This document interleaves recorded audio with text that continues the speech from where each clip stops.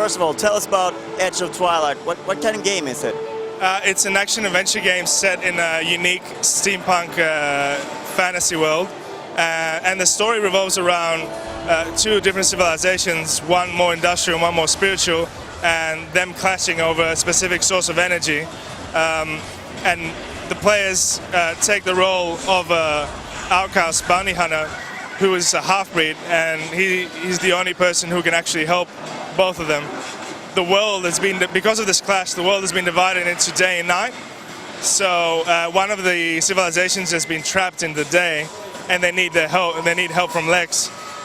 So Lex has the unique ability of traveling between the two realms, and thus they need his help, and they call for his help, and that's when the game begins. Light and dark, good and evil, we've heard it many times before. How do you plan to sort of avoid the typical traps of that?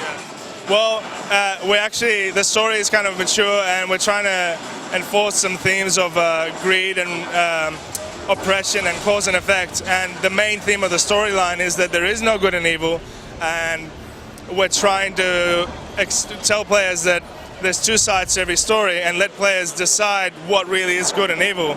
And because you play as a half-breed hero, he's a bit of both, so his mind isn't made up either, so neither is the players. Can you tell us a little bit how the day and night comes into the gameplay and the puzzles? Well, day and night mechanics rule the whole game, so from the story to the gameplay to the combat, everything is based on the duality of the world. For example, the main hero, Lex, has different abilities in each realm. When he's in the day realm, he's more combat oriented, he's heavier, he's more violent, he can cut people in half, he can do cool stuff. He can use machines as well, which is an important part of the game. However, in the night realm, he's quite a bit more weak, but he's also more agile, so he can do a lot of the platforming, and he also gains some spiritual abilities, for example, being able to invert the world. So both characters need to kind of use each other's abilities to actually progress through the game, and the player needs to figure out how to do that.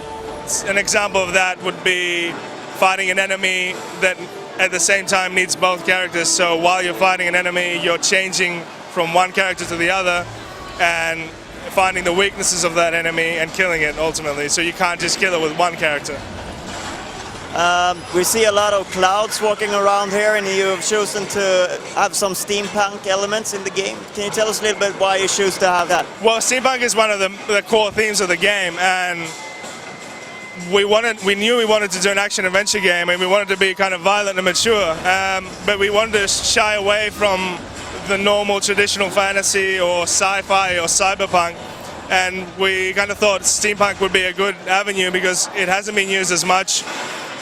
The interpretation of steampunk it's a bit loose, and that allowed us to create our own world and reimagine what steampunk may be in our world.